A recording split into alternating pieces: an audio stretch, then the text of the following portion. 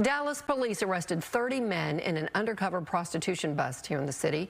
Police launched the operation this week after an outcry from local businesses. Fox 4's Peyton Yeager live in Dallas with a look at the operation. Peyton.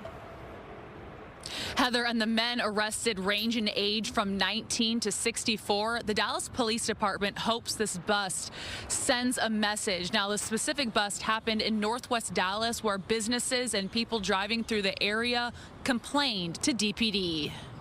Businesses in Northwest Dallas have been pleading with police to address the alarming number of prostitutes in the area. So Dallas officers went undercover this week, targeting people looking to pay for sex along the stretch of road near Harry Hines Boulevard and Walnut Hill. The area is known to be a hot spot, but businesses and community members say recently it's out of control. But just being proactive and listening to what our community is saying and trying to combat a problem and prevent it.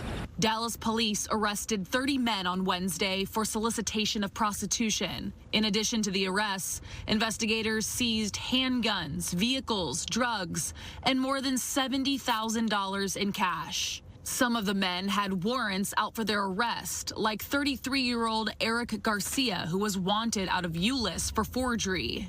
Chief Garcia has said, buyer beware. We know in this field that there is an inextricable link between prostitution and sex trafficking. The vast majority of women that you may see on a corner or escorting are there because they are there under force, fraud, or coercion, which is the definition of sex trafficking. Bianca Davis is CEO of New Friends, New Life, which helps sex trafficking victims in North Texas. This includes food, housing, counseling, and new employment.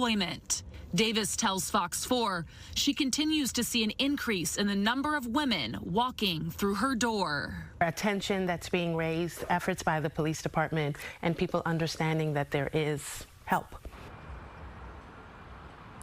Davis tells me that her organization, New Friends, New Life, does have a partnership with the Dallas Police Department. She went on to tell me the average age of the girls that she sees in her youth program is 15 years old. Now, the Dallas Police Department tells me this operation just doesn't stop in Northwest Dallas. It will continue to go on throughout the city and in other hot spots. A mother in Rockwall County is accused of sexually assaulting a 13-year-old boy. And court documents say her son's friend is the victim. Fox 4's TC Mazinga live this morning at the Heath Police Department. That's 25 miles east of Dallas with the latest. Ticia.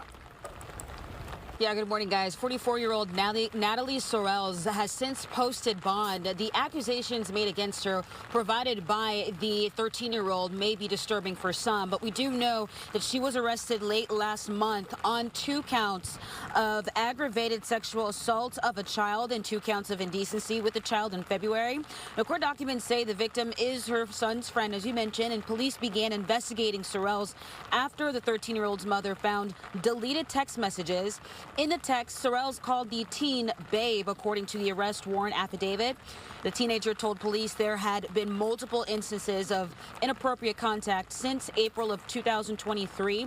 The 13-year-old also described having sexual contact with Sorrells in a car after being picked up from a football game and at a party for Sorrells' son. Now, Sorrells is a realtor, and we also do know that she is also a volunteer at the mega church here in Rockwall. The church did tell Fox 4 that she was removed from that position and that also that they don't believe anything inappropriate happened at the church's premises. For Good Day, I'm Ticia Mazinga. Police records describe how an argument between 2 men led to one shooting the other in a popular entertainment district of Fort Worth. Fox 4's Dion Anglin has the update on this murder investigation. Dion. Hi there, Clarice. Well, details from the weekend fatal shooting outline a dispute over a relationship.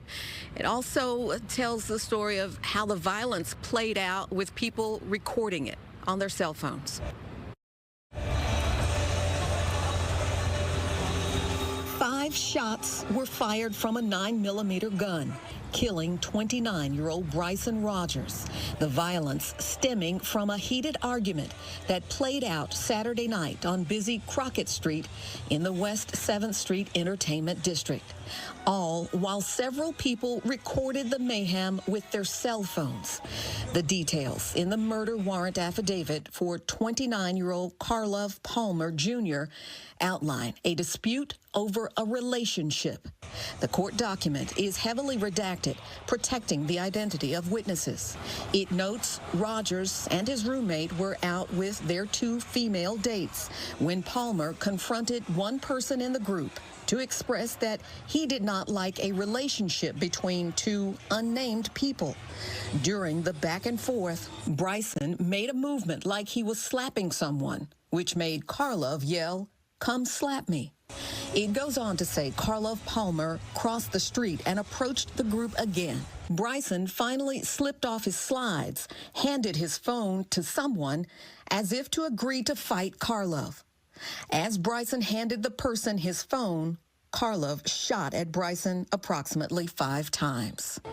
One brief argument with no other physical violence or weapons that police say led to murder. If there is something that we can do better, my promise is that I will push the city to make sure that we're doing so.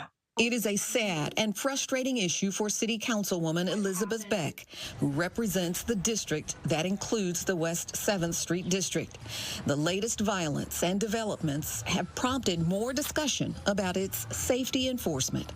Beck says stepped-up patrols, an open container ban, an upcoming ambassador program, and an outside study underway are some steps taken thus far. We can't control who goes down there. We can't control the nature of the bars or restaurants per se, but we can make sure that we're doing our part, whether that's additional lighting, if that's a design change that we make. We're looking to see how we can best accommodate our entertainment districts. Now, earlier, police would not say specifically how they identified Palmer.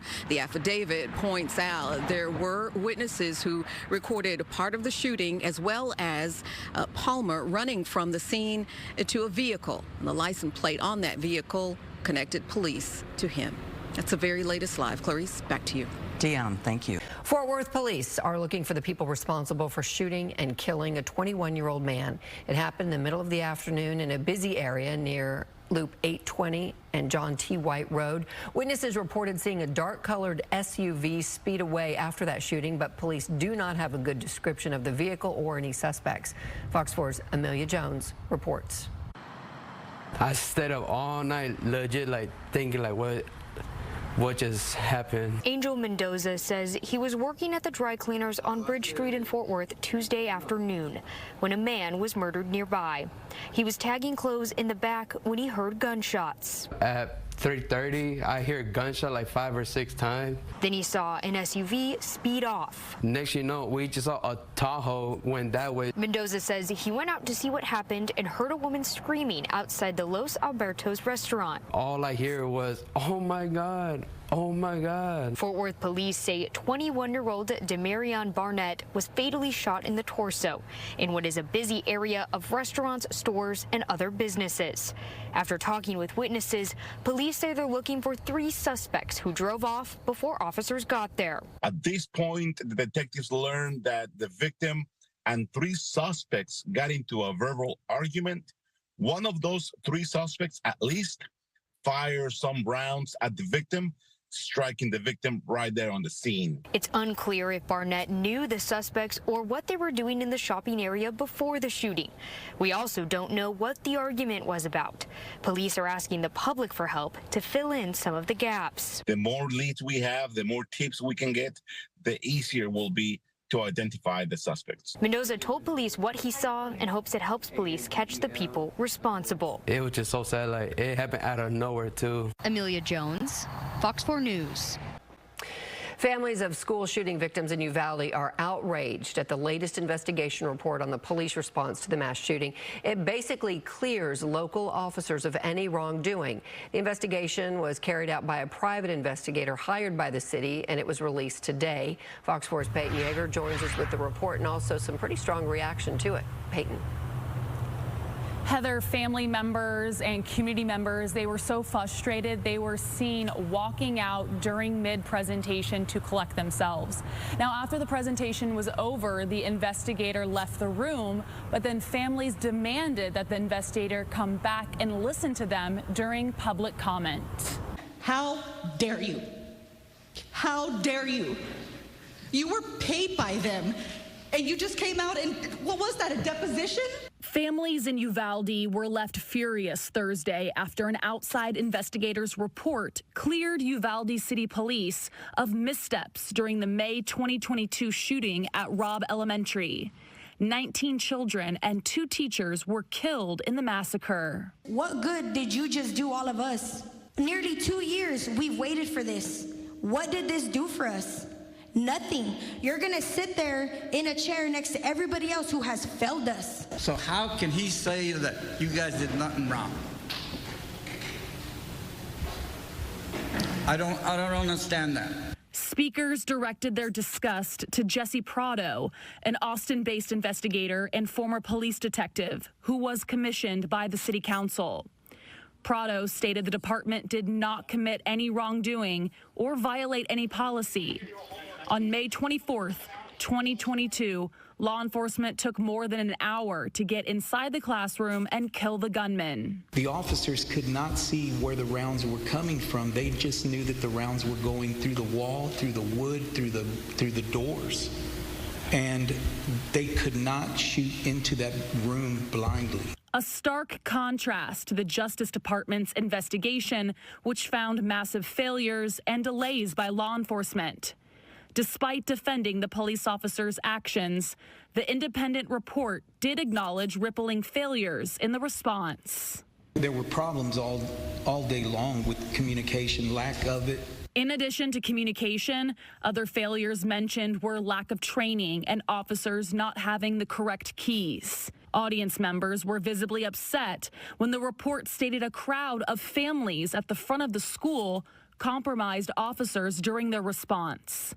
Prado went on to praise the commanding officers on scene, saying one showed immeasurable strength, focus, and level-headed thinking.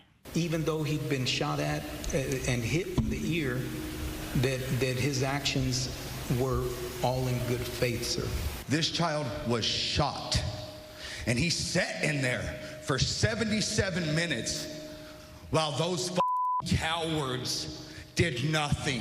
You said that was in good faith. Council members Hector Luevano and Ernest King spoke up after public comment, saying they were insulted by the report, and this was the first time they heard it. They deserve a thorough investigation, a thorough explanation. I'm sorry, but I don't accept this report without further explanation, and y'all shouldn't either. I've been sitting here, I've been shaking for the last hour. I'm so pissed off at what happened today, and I know you guys are. Now, Prado, who gave the report, left when the city council went into executive session. After that, the city council met with individual family members behind closed doors. Prado, and reporters came up to him as he was walking to his car, Heather, but he did not offer any statements or any comments. He didn't answer any questions. Now, next week, the city says it will have its regularly scheduled public meeting to discuss the findings in this report. So we'll stay tuned.